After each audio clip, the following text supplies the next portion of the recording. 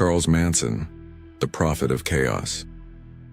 If you enjoy dark and true stories that marked human history, please like the video, subscribe to the channel, and hit the bell icon.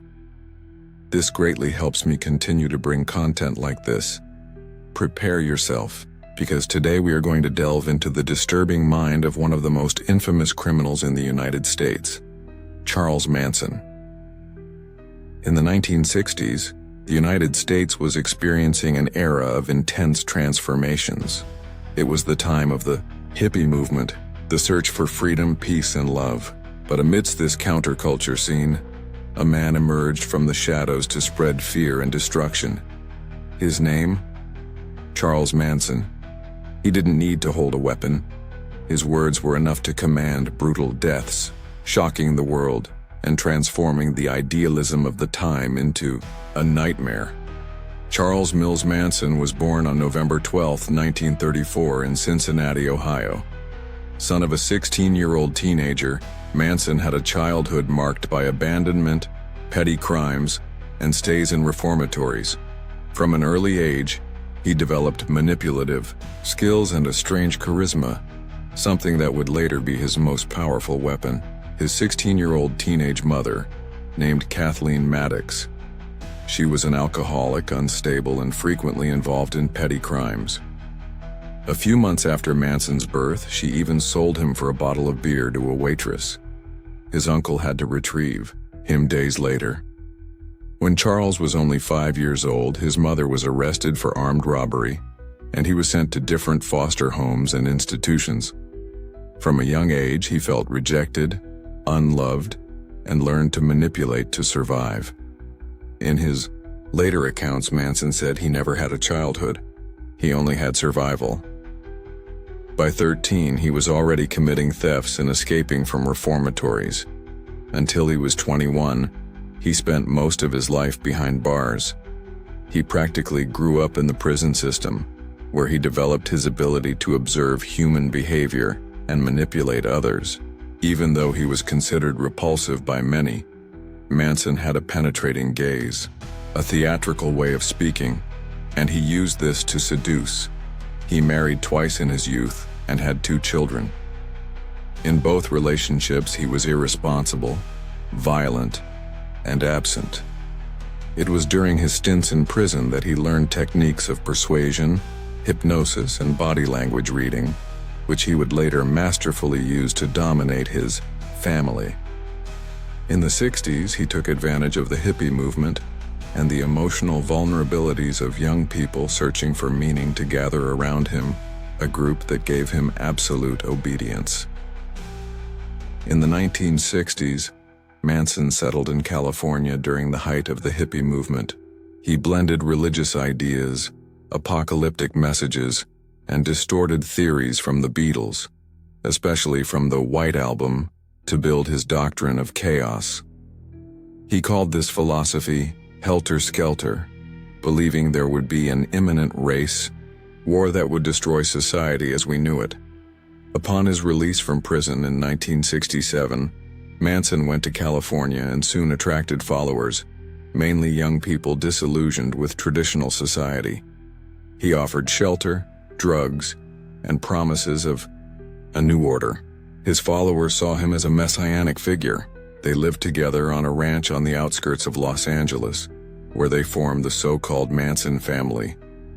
Manson formed a community at Spahn Ranch, an old movie ranch, where he lived with his followers, mostly young women, who saw him as a spiritual leader. He convinced them that he was the reincarnation of Christ, the chosen one to guide them through the approaching chaos. Under the influence of drugs and constant indoctrination, his followers began to obey him blindly. Manson preached a distorted philosophy that mixed elements of Christianity, racial hatred ideologies, and Beatles lyrics, especially from the song Helter Skelter, which he believed predicted an apocalyptic race war. He claimed that black people would rebel against white people, kill everyone, and then not know how to govern.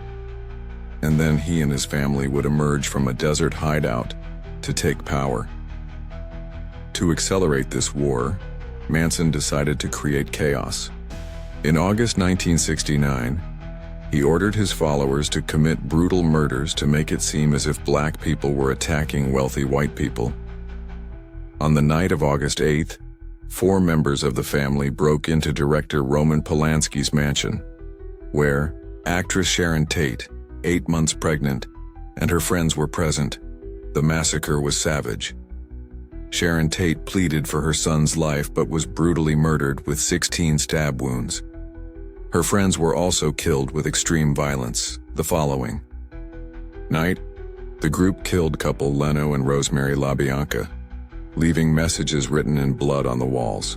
The city of Los Angeles plunged into panic. Who was responsible? There was no apparent connection between the victims, but the terror was just beginning. After intense investigations, the police reached the Manson family. In 1971, Charles Manson and several of his followers were tried. The courtroom became a stage for bizarre occurrences. Manson appeared with a swastika carved into his forehead, and his female followers showed terrifying devotion, even singing songs composed by him at the courthouse entrance. The trial revealed Manson's power of manipulation. He had not committed the murders with his own hands, but his psychological dominance was so strong that the jurors considered him the true perpetrator. He was sentenced to death, a sentence later commuted to life imprisonment when California temporarily abolished capital punishment. Charles Manson's psychological profile intrigued experts for decades.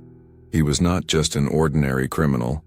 He had clear characteristics of psychopathy: absence of empathy, manipulative behavior, extreme narcissism, and a distorted view of reality.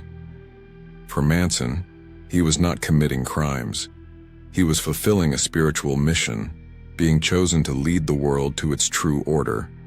His followers, mostly vulnerable young people, were seduced by his charismatic leadership and ended up embroiled in a cycle of drugs, isolation, and brainwashing. Manson used classic cult techniques: sleep deprivation, limited food, constant indoctrination, and reinforcement of fear. He positioned himself as the sole source of truth and salvation.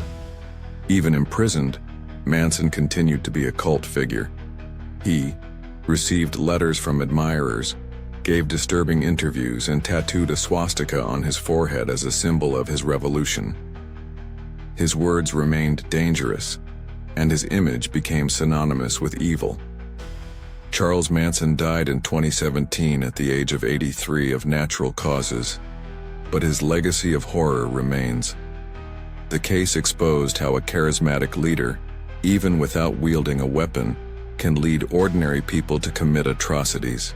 His story is a dark reminder of the power of words manipulation and how fragile minds can be transformed into instruments of terror. Linda Kasabian, a woman heavily involved with the Manson family cult at the time various murders were committed, died in late January at the age of 73. She, in turn, was primarily responsible for the arrest of the other members, especially the group's leader, Charles Manson. By testifying during the trial of the cases, she recounted the sequence of brutalities committed by the cult. As an accomplice to the crime that not only shocked the United States, but also left its mark on Hollywood history. In the early hours of August 9, 1969, Linda and 3 other Manson family members, Tex Watson, Susan Atkins, and Patricia Krenwinkel, went to a large house in Bel Air, a wealthy residential area. Believing it would just be another robbery, she remained in the car while her accomplices invaded the property.